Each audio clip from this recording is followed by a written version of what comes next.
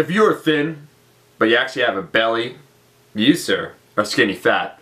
The problem is that you're probably doing exactly the opposite of what you need to do in order to lose that gut. What I mean is that if you're truly skinny fat, and let's throw up a picture, bam, right here, that's skinny fat. Let's throw up another picture of someone who thinks they're skinny fat. See, that's a younger version of myself. I actually wasn't skinny fat, I was just skinny. So if you're truly skinny fat, like in the first photo, the real problem is that you've probably been starving yourself for far too long, running too much, doing too much cardiovascular work, and your exercise, you're being a little pussy about. You're not exercising hard enough. So it's three problems, right? You're not eating enough calories, you're starving yourself, you're doing too much cardio, and most importantly, your exercise isn't regimented and it's not smart. You're not making progress in it. In other words, you're not lifting that damn weight. If you're skinny fat, it tells me you're too much of a wuss just to become fat. Like, what's holding you back?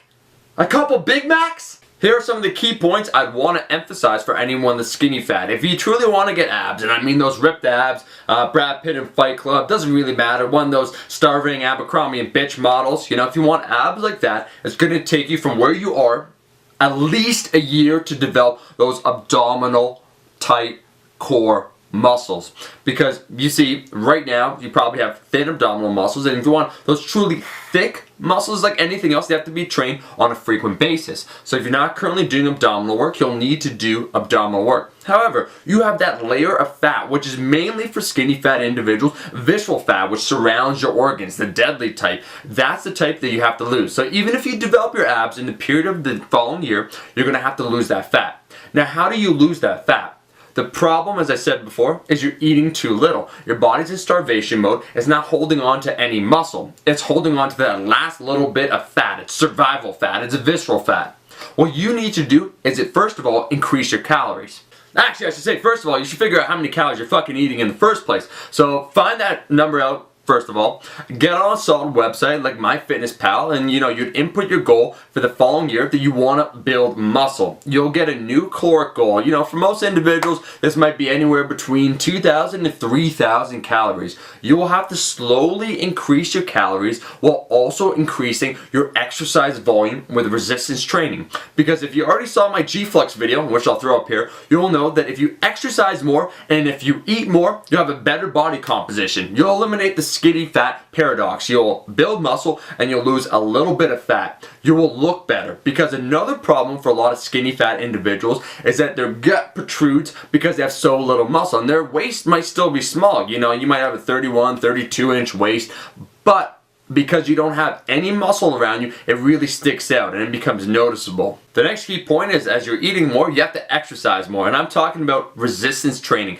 Stop all the long, slow jogs on the beach. Start doing some more intense shit. You got to perturb your body to change. Doing too much cardiovascular work will send a signal to your body that you don't give a fuck about your muscle, because it's not intense enough to preserve your muscle. You need to incorporate more resistance training, at least 3 to 5 times a week. And for a lot of people, they might say, hey, Chef Buff, I already work out a couple times a week. But do you really exercise? Do you really train? Your goal should be progressive overload, getting better. There's a lot of programs out there. I have a program. There's plenty of free ones out there that you can use. But the question you have to ask yourself is, in the last several weeks, have I made progress in the gym? If the answer is yes, you're getting better, your bench press is going up, your squat, your deadlift, military press, all your weights are going up, then you're doing alright. You got to keep pursuing progressive overload. But if you've plateaued, that's one of the main reasons that you're skinny fat, is that you're not doing something that's challenging your body. You're doing the same old shit. You're stuck in a rut. You got to change it up. If you're skinny fat, you should just go all in.